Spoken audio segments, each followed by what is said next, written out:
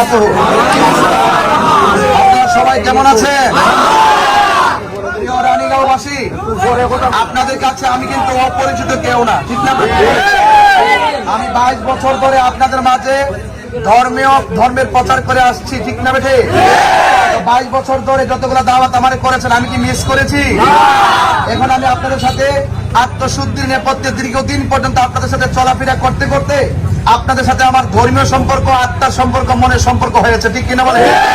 এখন আমি বর্তমানে আহলুস সুন্নাত ওয়াল জামাতের যে ক্রাইসিস মুভমেন্ট চলছে, আহলুস সুন্নাত ওয়াল জামাতের এই ক্রাইসিসে আমি মনে করেছি এবং আমাদের বৃহত্তর সুন্নি জোট মনে করেছে যে সারা বাংলাদেশে এই রাজনীতি অস্থিরতাকে যদি স্থিতিশীল করতে হয় এবং আজকে যে জনমানুষের যে নিরাপত্তাহীনতায় ভুগছে সকল মানুষকে যদি নিরাপদ দিতে হয় এবং আমাদের মধ্যে যে সম্প্রীতির মধ্যে যে ফাটল সৃষ্টি হয়েছে সেই সম্প্রীতির বন্ধনকে যদি আরো অটুট করতে হয় এবং সকল মানুষের অধিকারকে যদি প্রতিষ্ঠা করতে হয়, এই দেশে মুসলমান, হিন্দু, খ্রিস্টান যার যার ধর্ম শান্তিপ্রিয়ভাবে পালন করবে এবং চা শ্রমিকরা যে নিরলস পরিশ্রম করে তারা যে অধিকার থেকে বঞ্চিত হচ্ছে, তারা ন্যায্য অধিকার থেকে যে বঞ্চিত হচ্ছে, সেই অধিকার হারা সুবিধা বঞ্চিত মানুষগুলার সেই সুবিধা ফিরিয়ে দেওয়ার লক্ষ্যে আমাদের বৃহত্তম সুন্নি জোট মনে করেছে এবার বাংলাদেশের মানুষের পাশে দাঁড়ানো দরকার, ঠিক কিনা বলে?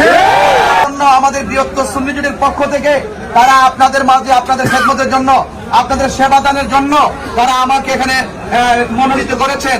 এই জন্য আপনাদের কাছে আমি অনুরোধ থাকবে, আপনারা সবাই যারা আহলুস সুন্নাত ওয়াল জামাত আছেন তারা তো আমাদের সাথে আছেনই, এবং আমি চাই এই যে বর্ণেরই হোক, যে গোষ্ঠীরই হোক, আমার কাছে সকল নাগরিক সমান অধিকার পাওয়ার যোগ্য, কথা বলি। এবং বাংলাদেশের মধ্যে একমাত্র আহলুস সুন্নাত ওয়াল জামাতের কাছে সকল ধর্মের মানুষগুলা নিরাপদ, ঠিক না বেঠে?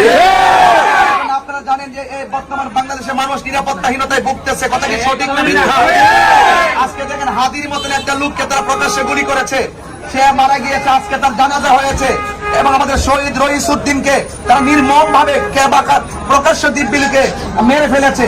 এই জন্য আমি মনে করি মানুষের নিরাপত্তাটা সবার আগে দিতে হবে, কথা বলছি। আপনি যে মতেরই হন, আপনার সাথে আমার মতের অমিল থাকতে পারে, কিন্তু আপনার জান আমার কাছে নিরাপদ থাকতে হবে, ঠিক না? এই জন্য আমাকে যে প্রতীক দিয়েছেন মোমবাতি প্রতীক, আপনারা সবাই আপনারা আমাদের পাশে থাকবেন, সকলে সমানভাবে মিলেমিশে থাকবেন। আবার আসিব ফিরে এই রানীগাঁওয়ের তীরে ইনশাআল্লাহ নোটিশ করে আপনারা আমার জন্য দোয়া করবেন।